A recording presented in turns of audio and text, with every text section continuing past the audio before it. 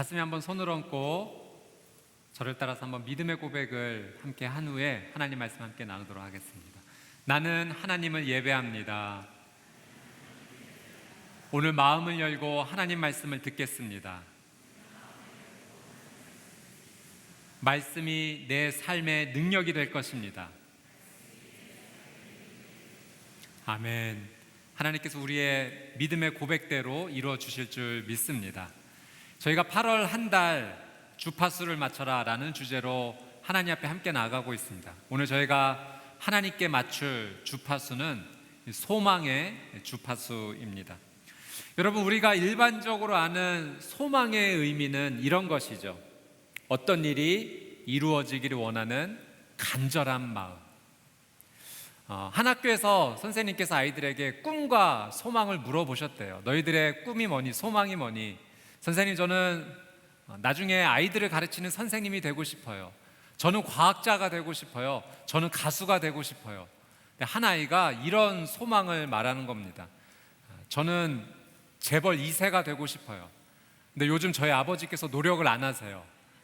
재벌 2세가 되어야 되는데, 무엇인가를 간절히 원하는 마음, 그것이 우리에게 소망으로 다가옵니다. 여러분, 소망은 성경에서도 아주 중요한 가치관 중에 하나입니다. 그래서 우리는 이 성경적 의미의 소망의 의미, 성경적인 소망의 의미를 우리는 알아야 할 필요가 있죠. 여러분, 성경적 소망의 의미 첫 번째는 이것입니다.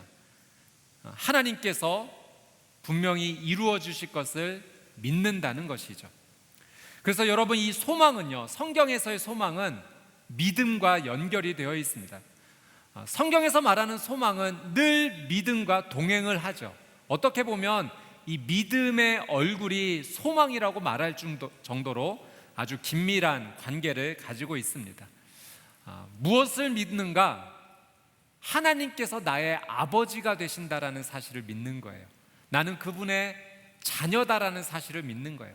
내가 하나님 아버지로 믿으면서 그 아버지 안에서 소망을 꿈꾸는 것, 그것이 성경이 가르쳐 주시는 진정한 소망의 의미입니다. 어떤 한 가정에 7살 난 예쁜 여자아이가 있었습니다. 그 밑에 2살 터울에 5살 고집센 남동생도 있었고요. 근데 어느 날 이 7살 여자아이가 생일을 맞이했다고 합니다. 그런데 아빠가 회사 일로 너무 바빠서 아침에 일찍 출근하고 너무 늦게 퇴근해서 그날 이 아이의 생일이 그냥 엄마와 남동생과 함께 단출하게 이렇게 보냈다고 합니다. 아빠가 너무 미안한 마음에 이번 주말에 너와 함께 단둘이 데이트를 하겠다라고 약속을 했어요. 그래서 아이는 이 주말이 오기를 손꼽아 기다리게 된다. 그리고 하루를 남기고 이제 내일이면 아빠와 같이 이제 데이트 나갈 수 있다라는 생각에 기쁜 마음으로 잠을 잤어요. 다음날 눈을 떴는데 근데 아빠가 또 회사에 급한 연락을 받고 또 회사에 나가신 거예요. 그래서 엄마가 이 사실을 자세하게 잘 설명하면서 다음 주에 꼭 약속을 지키겠다라고 달래주었습니다. 그날 저녁에 아빠가 돌아오신 후에 같이 가족들이 식사를 하고 이제 같이 화장실에서 양치를 이렇게 하고 있는데, 양치를 하다가 이 아이가 7살 난 이 여자아이가 갑자기 울음을 터뜨리면서 엉엉 울면서 이렇게 얘기했다고 해요. 사실 나 오늘 키즈 카페 너무 가고 싶었어. 가고 싶다고 말하고 싶었어. 솜사탕 먹고 싶다고 말하고 싶었어. 참기 싫었어. 떼쓰고 울고 싶었어. 근데 그러면 안 되는 거잖아. 미워하면 안 되잖아 하면서 엉엉 울면서 자신은 사실 아침에 너무 기다렸다라는 소망이 있었다는 거를 엄마 아빠께 얘기를 했던 겁니다. 그러니까 평소에 운 적이 없던 아빠도 눈시울이 뜨거워지면서 미안한 마음에 이 아이를 이제 꼭 안아 주었죠. 그리고 그 엄마가 이런 고백을 남겼습니다. 때로는 포기해야 하는 일이 있다는 걸 깨우쳐가는 게 대견하면서도 마음 아팠다. 아이가 사춘기에 접어들면 또 말해줘야겠다. 떼쓰고 울고 싶으면 그래도 된다고. 여러분, 우리가 하나님을 믿어요. 근데 하나님을 어떻게 믿느냐? 나의 아버지로 믿는 거예요. 나는 그분의 자녀라는 사실을 믿는 겁니다. 그래서 우리가 소망의 삶을 산다는 것은 아버지 되시는 하나님 앞에서 소망을 갖는 거예요. 그 아버지 되신 하나님 앞에서는요, 떼쓰고 울어도 되는 겁니다. 내가 정말 마음에 소원이 있는 것, 하나님 아버지 앞에서 자녀로서 말할 수 있는 것이 있으면 그 아버지 앞에 얼마든지 떼쓰고 울어도 되는 것, 이것이 성경이 우리에게 가르쳐주는 믿음과 소망의 삶입니다. 여러분, 성경이 가르쳐주는 두 번째 의미도 있어요. 두 번째 성경적 소망의 의미는 시험과 고난을 이기는 힘을 이 소망이 준다라고 하는 사실입니다. 삶을 살다 보면 우리의 삶 가운데 시험과 고난이 찾아옵니다. 고난이 찾아오는 이유는 두 가지로 볼 수 있어요. 첫 번째는 내가 죄를 지었기 때문에 죄의 결과로서 찾아오는 고난을 경험할 때가 있죠. 그때는 그 고난을 감내해야 합니다. 내가 잘못한 것이기 때문에. 그리고 그 고난의 시간을 지나면서 다시는 이런 죄를 짓지 말아야겠다라고 회개하고 다시는 그 죄를 짓지 말아야 되는 것이죠. 그런데 우리의 삶 가운데 찾아오는 두 번째 고난이 있습니다. 이 고난은요, 나를 성장시키시기 위해서 하나님께서 허락해 주시는 고난이 있습니다. 여러분, 어린아이가 기어다니다가 걸음마를 배우기 위해서 2000번에서 3000번 정도 넘어진다고 합니다. 이 2000번과 3000번의 이 사이에 이 고통의 시간, 훈련의 시간, 이것을 겪지 않으면 이 아이는 도저히 일어서서 걸어 다닐 수가 없는 거죠. 그 넘어지는 시간이 고통의 시간이지만 이 고통의 시간을 거쳐서 훈련을 받게 되고 성장을 하게 되는 거죠. 걸어 다니면서 누리는 놀라운 이 성장의 은혜는 엄청난 자유함을 가져다 줍니다. 마찬가지로 우리의 삶 가운데 이런 하나님께서 허락해 주시는, 나를 성장시켜 주시는 고난을 하나님께서 주실 때가 있다는 거예요. 그래서 오늘 우리가 좀 집중적으로 나누고 싶은 것은 이 시험과 고난을 이기는 소망에 대해서 한번 여러분과 함께 나누기를 원합니다. 오늘 저희가 이 욥기 말씀을 읽었는데요, 여러분, 욥은 성경에서 대표적인 고난의 사람입니다. 고난의 인생을 맞이했어요. 그가 맞이했던 고난은요, 자신이 가지고 있던 모든 재산을 잃어버리는 고난이었습니다. 또 두 번째 고난은 자녀를 모두 잃어버리는, 자녀가 모두 죽는 아픔을 경험하게 돼요. 거기에서 그치는 것이 아니라 건강을 또 잃어버리게 됩니다. 온몸에 머리끝부터 발끝까지 종기가 나서 엄청난 건강이 해하여지는 고난 가운데 있죠. 우리는 그 가운데 한 가지만 경험을 하게 돼도 사실은 이겨낼 수 없을 것 같습니다. 그런데 욥은 이 세 가지를 모두 한 번에 경험하게 됩니다. 왜 욥은 이런 고난을 경험하게 됐을까요? 이 욥기 1장에서 2장 말씀을 보면 사실은 하나님께서 이 욥을 정말 많이 칭찬하십니다. 하나님께서 욥에 대해서 어떻게 말씀하시냐면, 이 욥이야말로 여기 이 땅에 살고 있는 사람 가운데 정말 거룩한 삶을 살고 있고 이처럼 나를 경외하는 사람이 없다라고 엄청난 칭찬을 하십니다. 그때 이 사탄이요, 하나님의 이 말씀에 제동을 걸면서 이런 얘기를 합니다. 하나님, 그래서 하나님께서 욥에게 엄청난 축복을 주셨기 때문에 그렇습니다. 만약에 그에게서 이 축복을 잠깐만 거두어 가신다면 그는 아마 돌아설 거려 하나님을 떠나고 하나님을 저주할 겁니다. 그래서 하나님께서 이 욥에게 사탄이 고난을 주는 것을 허락해 주십니다. 그의 생명만은 건들지 마라. 그리고 하나님의 주권 아래에서 욥에게 고난이 임하게 된 것입니다. 여러분, 사실 하나님께서 우리에게 고난을 주신다라는 이 사실이 우리는 100% 하나님의 그 정확한 뜻을 이해하기가 어렵습니다. 하나님께서 우리에게 주신 이 고난의 의미를 우리는 정말로 정확하게 다 파악할 수는 없는 것이죠. 그런데 우리는 이 하나님께서 주시는 고난 아래에서 한 가지 사실은 우리가 분명히 압니다. 분명히 믿습니다. 그것이 무엇이냐면, 하나님이 내게 고난을 주셔도 하나님은 나의 아버지이시고 나는 하나님의 자녀라는 사실을 믿는다는 거예요. 그리고 하나님께서 이 고난을 주시는 것은 나를 성장시키시기 위한 하나님의 놀라운 사랑이다라는 것을 우리는 그 사실을 분명히 알고 믿습니다. 여러분, 우리에게 성장이 반드시 필요합니다. 우리는 삶을 살아가면서 계속 정체되어 있는, 발전하지 않는, 머물러 있는 인생을 살아서는 안 돼요. 우리가 하나님께 더 가까이 나가는 그날까지 우리는 영적으로든 어떤 모습이로든 하나님 앞에 날마다 성장하며 살아가야 됩니다.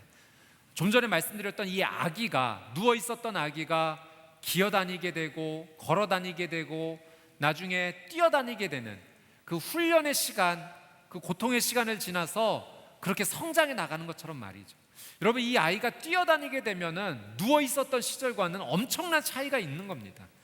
이 아이가 고통의 시간을 지나 훈련의 시간을 지나지만 이 아이에게 주어지는 자유는요, 그의 인생 가운데 엄청난 축복과 은혜로 다가오게 되는 것이죠.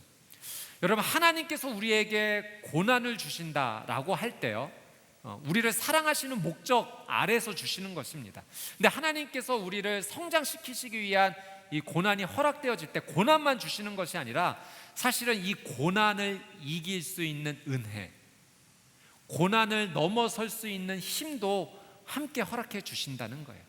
그래서 우리는 아버지 되시는 하나님 앞에 이 고난과 맞닥뜨려서 하나님, 이 고난을 이길 수 있는 은혜도 주십시오라고 아버지 하나님 앞에 구할 수 있어야 되는 거죠. 오늘 저는 여러분과 함께 이 세 가지, 고난을 이길 수 있는 소망의 세 가지 은혜를 여러분과 함께 나누고자 합니다. 첫 번째는 이것입니다. 고난 속에서 하나님의 계획을 소망하라는 거예요.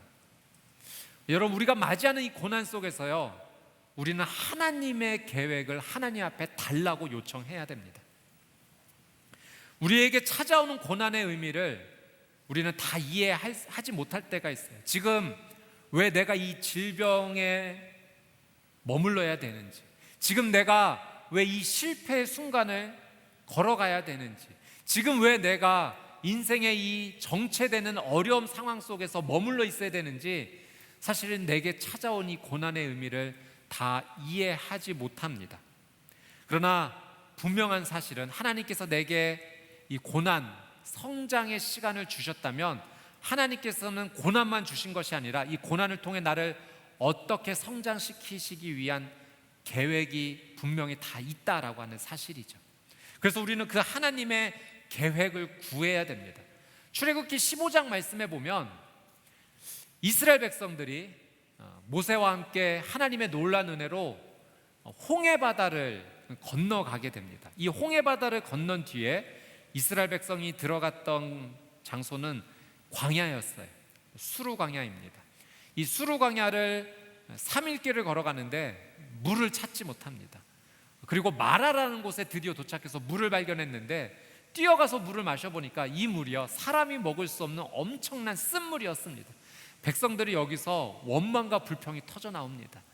그때 모세가 하나님께 기도했을 때 하나님께서 모세에게 한 나뭇가지를 보여주시고 이 나뭇가지를 그 물에 던져 넣어라 라고 말씀하십니다.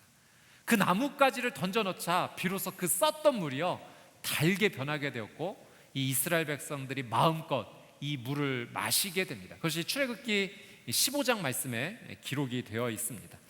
여러분, 하나님께서 우리를 성장시키시기 위한 때로는 고난을 허락하시지만 하나님은 다 계획이 있으세요. 그래서 우리가 이 고난의 시간을 지나갈 때 하나님의 계획이 뭔지 우리에게 가르쳐 달라고 이야기해야 됩니다. 여러분, 하나님은요, 이 고난의 문제를 어떻게 해결하여 주실지 모든 능력과 방법을 다 가지고 계십니다. 어떻게 보면 하나님은 정말 멋있는 요리사와 같으세요. 엄청난 맛있는 요리를 만들어내시는 훌륭한 셰프의 모습과도 같습니다. 하나님께는요, 정말 무궁무진한 다양한 음식 재료들이 정말 많이 있어요. 그래서 내 인생 가운데 어떤 재료를 넣어야지만 마라의 쓴물이 단물이 변화된 것처럼 내 인생이 다시 아름다운 음식처럼 위대한 영향력의 삶을 다시 태어나게 될지 하나님은 그 방법을 다 알고 계시다라고 하는 사실이죠. 그래서 하나님 앞에 이 고난의 시간 가운데 하나님의 계획이 무엇인지 우리는 하나님께 도움을 구할 수 있어야 됩니다. 여러분, 우리가 고난이라는 시간을 지날 때 여러분, 우리가 하나님의 계획을 구할 수만 있다면 여러분, 이 고난의 시간은 하나님의 위대한 손길을 만날 수 있는 기회가 된다는 거예요. 위기는 위험과 기회라는 말이 함께 들어있지 않습니까? 고난의 시간에 우리가 하나님의 손길을 만날 수 있다면 우리의 인생 가운데 엄청난 기회가 될 것입니다. 제가 20살 때 이 왼쪽 다리 무릎에 전방 십자인대가 다 끊어졌습니다. 농구를 하다가 착지를 했는데 무릎이 돌아가면서 십자인대가 다 끊어져 버렸어요. 그래서 좀 제법 수술을 크게 했고, 그래서 지금 왼쪽 무릎 보면 수술 자국이 굉장히 길게 되어 있습니다. 근데 문제는 수술이 끝나고 나서 회복이 안 되는 거예요. 계속 무릎에 물이 차고 무릎이 굽혀지지 않고 퉁퉁 붓고 통증이 계속되는 상황 가운데 그 고난의 시간을 제가 3년의 시간을 보내게 됐습니다. 하나님 제발 좀 고쳐주십시오. 회복시켜 주십시오. 눈물로 기도하고 말씀 붙잡고 하나님 앞에 정말 몸부림치는 시간이었어요. 근데 제가 지금에 와서 여러분과 함께 이 이야기를 나누면서 그 고난의 시간을 지날 때는 정말 끝이 보이지 않는 시간이었는데요, 이제는 돌아보니까요, 그 고난의 시간에 저는 하나님을 만날 수 있었던 시간이었어요. 저 하나님을 만나고 싶다라고 부르짖었을 때 하나님께서 저를 만나 주셨고, 그 만남 속에서 제가 기적적으로 회복되는 은혜를 누리게 되었습니다. 여러분, 고난의 시간을 지금 여러분이 걷고 계시다면 이때는 우리가 아버지 되신 하나님 앞에 하나님의 계획을 보여주십시오. 하나님의 계획 아래 믿음으로 끝까지 승리할 수 있도록 하나님 은혜를 주십시오라고 기도해야 되는 때입니다. 저는 여러분의 이 고난의 시간이 하나님의 계획 아래서 끝내 승리하시게 되기를 주님의 이름으로 축복합니다. 두 번째로, 여러분, 우리가 이 사실을 분명히 기억해야 되는데요, 고난이 클수록 하나님의 은혜도 크다라고 하는 사실입니다. 여러분, 성경에서 우리 사람들이 가장 사랑하는 인물 가운데 이 5손가락 안에 꼽히는 인물이 누구냐면 다윗입니다. 다윗을 정말 사랑해요. 많은 사람들이 존경하는 인물 가운데 다윗이 꼭 등장을 합니다. 다윗은 실제로 이스라엘의 역사 가운데 정말 위대한 첫 번째 왕이었습니다. 여러분, 다윗이 이렇게 사랑을 받는 이유가 무엇일까요? 그것은 우리가 잘 아는 이야기가 한 가지가 있죠. 그가 골리앗이라는 전쟁에서 골리앗이라는 장수를 만나게 되었고 이 골리앗을 이겼기 때문에 그랬습니다. 여러분, 사실 이 이스라엘과 블레셋이 전쟁을 치르게 되었을 때 이 골리앗이라는 그때 이 장수 앞에 이스라엘 군대들이 엄청난 두려움 가운데 사로잡혔습니다. 골리앗이 매일 아침에 나와서 이스라엘 군대를 모욕하고 하나님을 모욕해도 이 골리앗을 내가 한번 싸워보겠다라고 나오는 장수가 이스라엘에서는 없었어요. 그러니까 어떻게 보면 이 골리앗이라는 거인은 상 가운데 마주친 정말 상상할 수 없는 엄청난 큰 고난이었어요. 문제였어요. 절망 그 자체였습니다.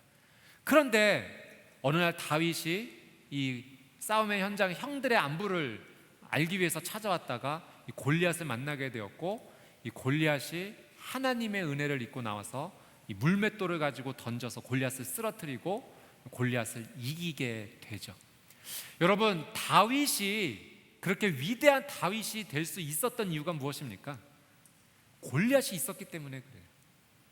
정말 예측할 수 없었던 엄청난 문제의 크기가, 절망이 이 다윗의 인생 가운데 찾아왔는데 다윗이 이 절망을 피해가지 않고 하나님의 은혜를 구하며 맞닥뜨려서 이 문제를 넘어서게 되자 다윗의 인생이 더 큰 위대한 인생을 살아갈 수 있게 되었다라고 하는 사실입니다.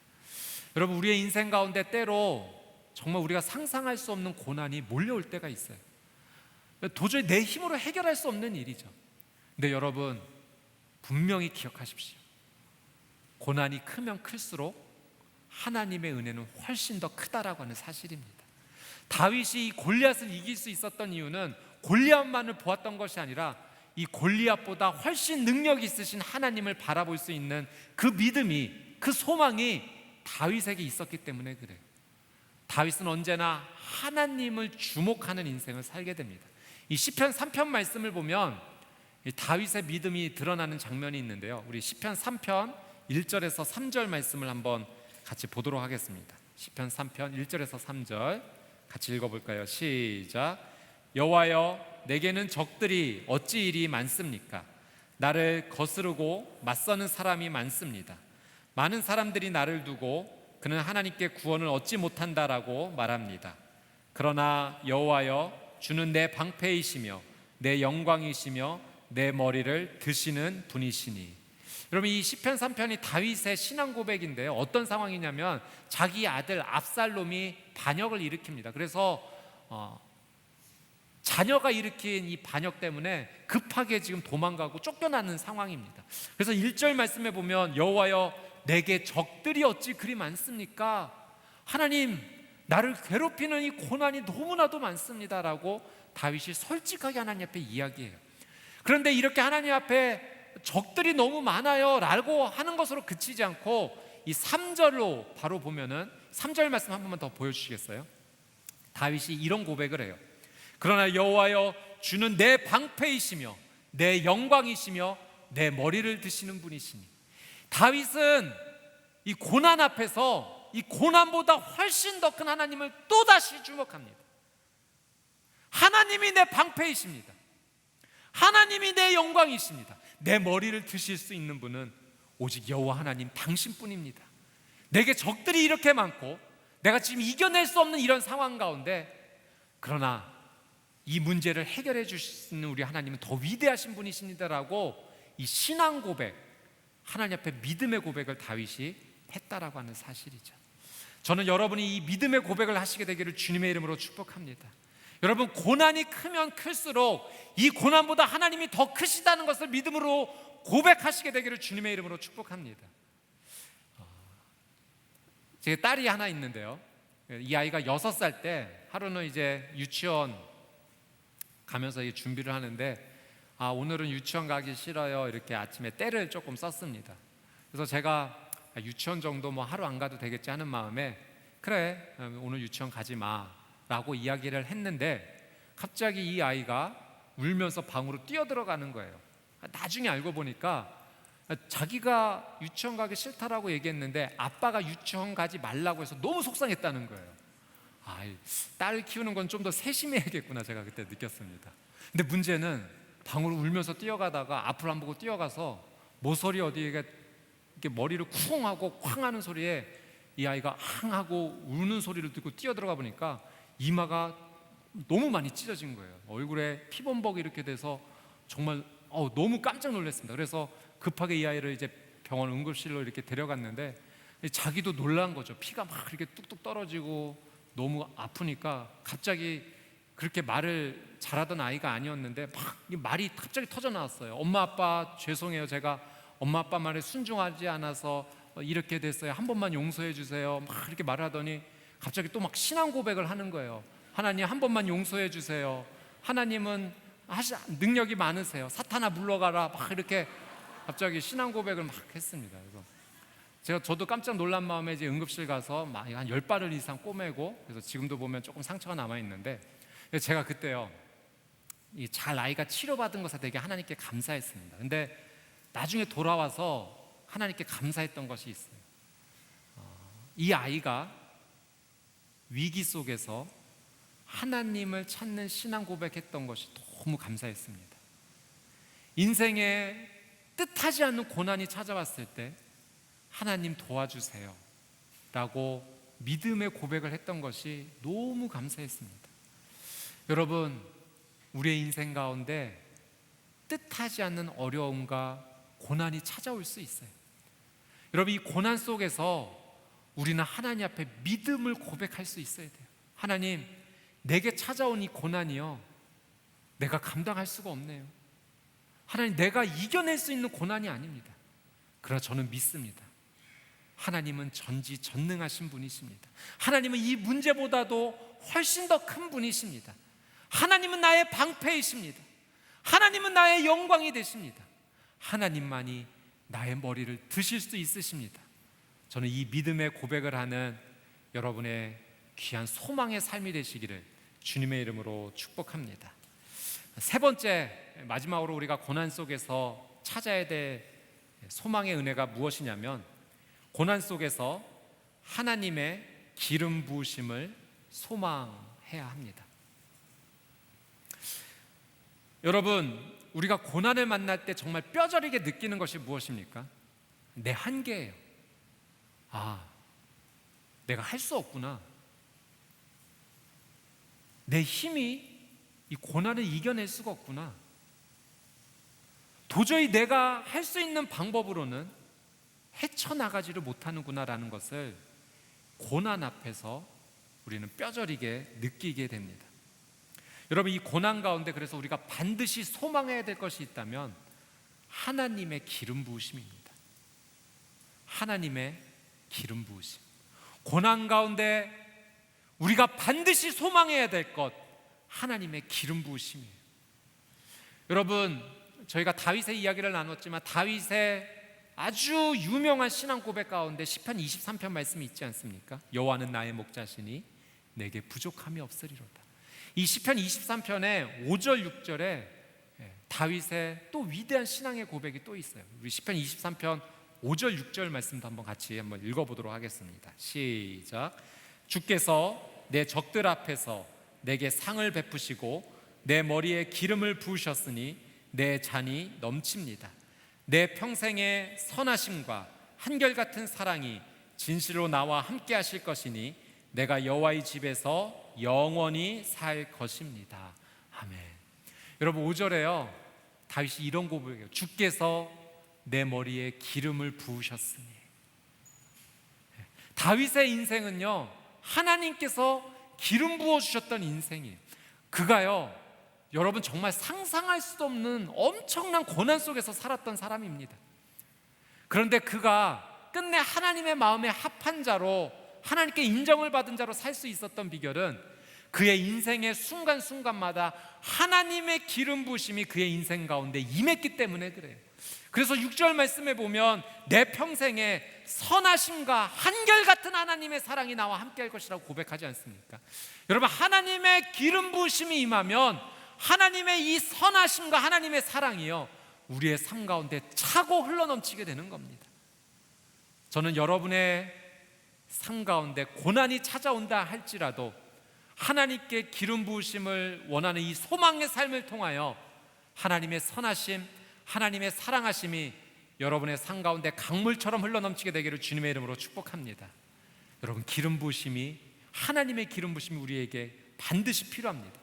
여러분, 하나님의 기름 부으심은요, 내 능력은 한계가 있지만 하나님께서 하늘로부터 하나님의 능력을 내 삶 가운데 쏟아부어 주시는 거예요. 그래서 내 힘으로 이 문제를 이겨내는 것이 아니라 하나님이 주시는 힘과 능력으로 이 문제를 맞닥뜨려서 이 고난을 넘어서게 되는 거죠. 하나님의 능력으로 살고 하나님의 능력으로 이겨내는 것입니다.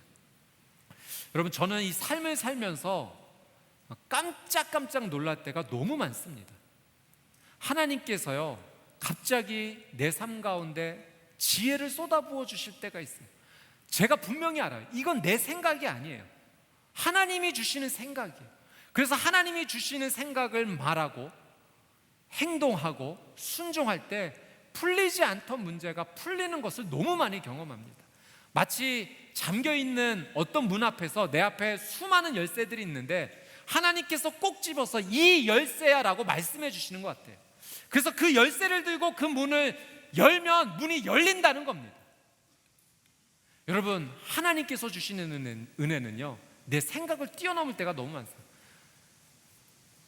가끔 전화가 오기도 해요. 그래서 이런저런 도움을 주겠다라는 요청, 내가 요청하지도 않았는데 내게 도움을 주는 요청이 들어올 때가 있어요. 하나님께서 도움의 손길을 붙여주시는 거예요.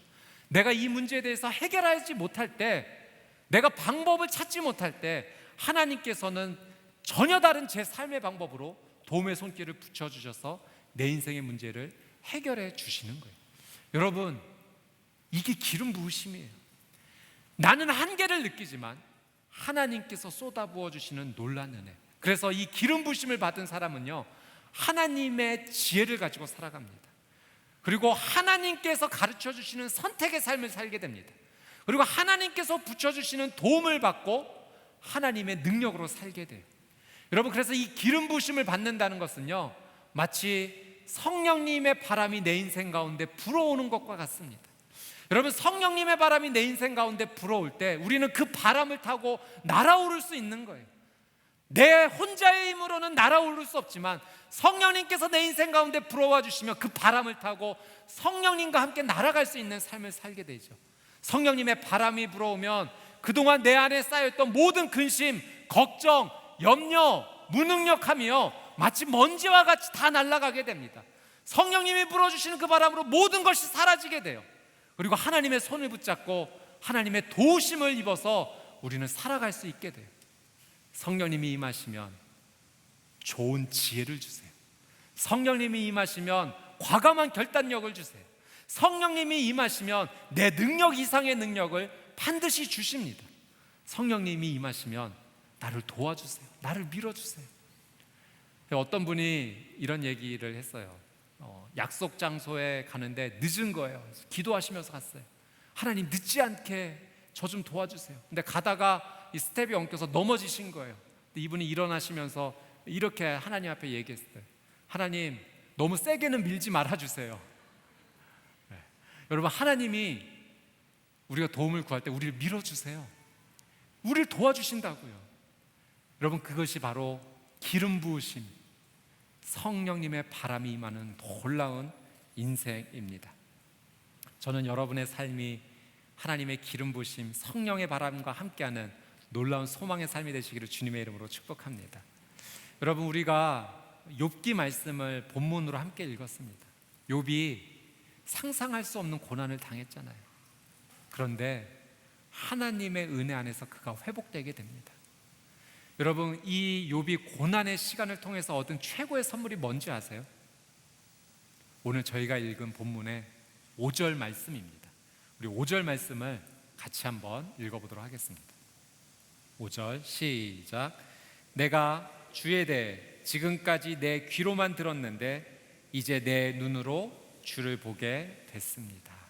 아멘. 여러분, 고난을 당하기 전까지 욥의 신앙이 나쁘지 않았어요. 하나님께서 칭찬해 주시는 거룩한 삶, 이 땅에서 하나님을 가장 경외하는 삶을 살았던 삶입니다. 그런데 욥이 이 고난을 지나면서 자신의 이전 신앙생활을 되돌아보았을 때, 하나님, 이전의 내 믿음과 내 신앙은요, 하나님을 귀로 듣는 신앙이었습니다. 그런데 이제는 이 고난을 거치면서 하나님을 만나면서 다시 이 회복의 자리 가운데 내가 눈으로 하나님을 만났습니다라고 고백하고 있어요. 여러분, 전혀 다른 세계가 펼쳐진 거예요. 귀로만 듣던 것과 눈으로 보는 것은 천지 차이입니다. 여러분, 마치 옛날에 라디오만 들었던 그런 시대에서 TV를 보는 정말 상상할 수도 없는 놀라운 일이 벌어진 것과 같은 그 이상의 경험을 욥이 하게 된 거예요. 내가 전에는 귀로만 들었었는데 이제 하나님을 보게 됩니다. 엄청난 욥에게 성장의 은혜, 하나님을 만날 수 있는 은혜가 임하게 된 겁니다. 여러분, 우리에게 인생에 찾아오는 고난이 우리가 100% 이해하지 못합니다. 그러나 분명한 사실은 소망을 가질 수 있다는 거예요. 하나님께 소망을 가질 수 있다는 거예요. 하나님께 소망의 주파수를 맞추면 하나님께서 하나님의 놀라운 계획을 우리의 삶 가운데 가르쳐 주십니다. 우리가 소망의 주파수를 하나님께 맞추고, 그래서 우리의 믿음의 고백을 하면 이 문제보다 더 크신 하나님께서 놀라운 은혜로 우리의 삶을 도와주세요. 우리가 소망의 주파수를 하나님께 맞추면 하나님께서 기름 부어주세요. 성령의 바람으로 날아갈 수 있도록 우리의 삶을 도와주십니다. 사랑하는 여러분, 하나님께 주파수 맞추십시오. 소망의 주파수를 맞추십시오. 저는 여러분의 삶이 귀로만 듣던, 하나님을 귀로만 들었던 인생에서 하나님을 두 눈으로 보고 만나게 되는 거룩한 인생으로 사시게 될 줄 믿습니다. 소망의 주파수를 맞추는 귀한 삶이 되시기를 주님의 이름으로 축복합니다. 우리 이 찬양 같이 한번 하나님 앞에 고백하며 나가기를 원하는데요. 은혜 아니면 살아갈 수가 없네. 우리 이 찬양의 고백을 하나님께 올려드리면서 우리 마음의 소망, 하나님을 향하는 그 소망을 하나님 앞에 온전히 맞추며 나가도록 하겠습니다.